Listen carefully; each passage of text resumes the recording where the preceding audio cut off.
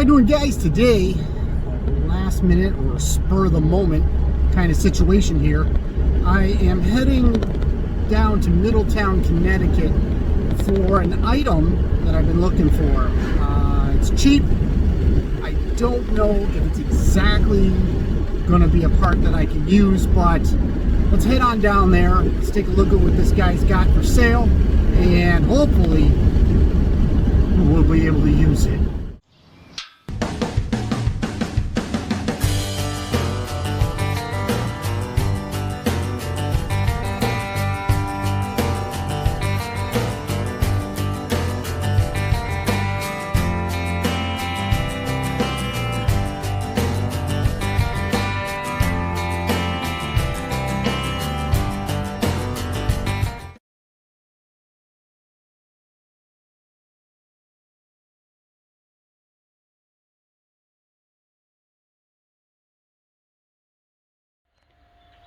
So after all that, let's see how my $20 vertical shaft engine is.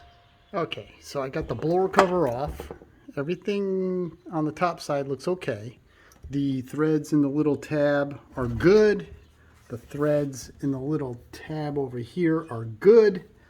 Somebody has been in it at one time because we got a lot of blue RTV that's just kind of flaking off here, which is fine, no big deal. I don't really care. Let me get the oil off my finger.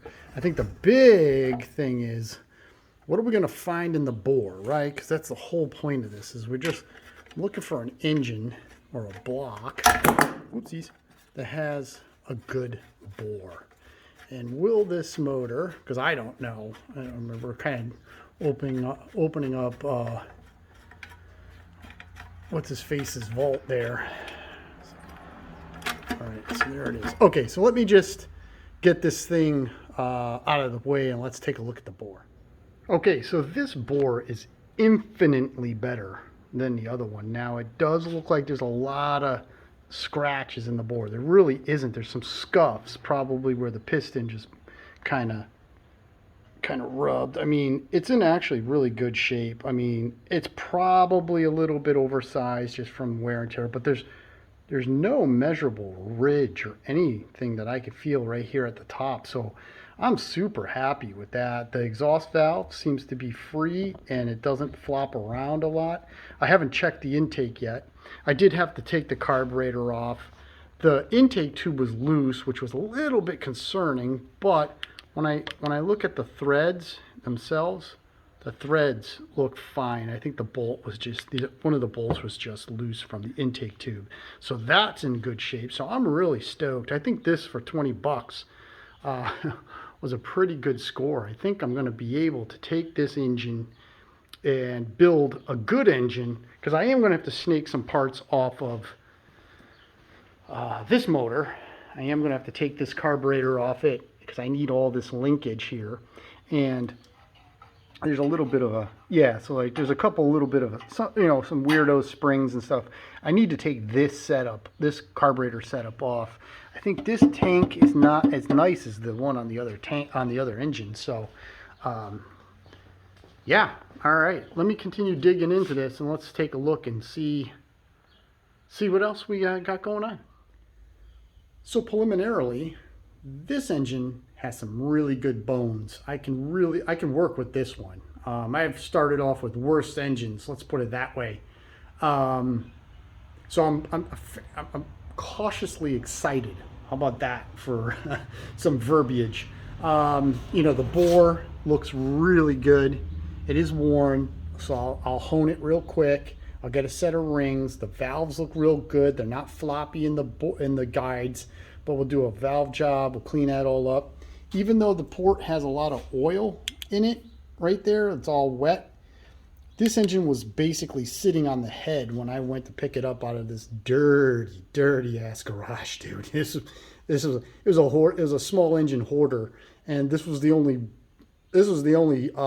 vertical shaft L head he had in there. But it was sitting on its head, so any oil that was in the crankcase would have seeped down the valve guides and beyond the rings over the course of time. You want to see a bad exhaust port. That's the exhaust port of the Rugg's engine that was on it.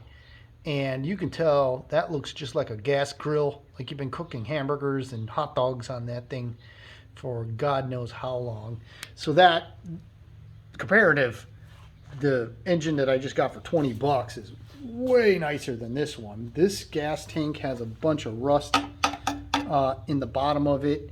It has this one here, although does have the grass screen. I'll have to swap that. I'll have to swap all this linkage. But like I said, this tank, the original tank off the Rugg, is pretty rusty inside. The tank on this motor, how about I shine the light in there so you can actually see what we're looking at. I mean, it's clear all the way. I mean, even look at the pickup tube. You can just barely see it. It's super nice and clean. So I'm just gonna use this gas tank, swap out this piece. According to the blower cover, if this is the original blower cover, the first two numbers on the code is 64. So this is probably a 1964 engine. That's pretty cool. And this one here, I believe, is a 68.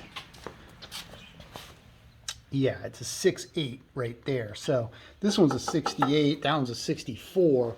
I'm thinking that this particular tractor that I'm working on is a 65 based on the serial number, but I'm not 100%. All right, guys, I hope to see you at the Zagray Tractor Show next week, May 7th and 8th. I'll be there May 7th. I'll be there on Saturday only.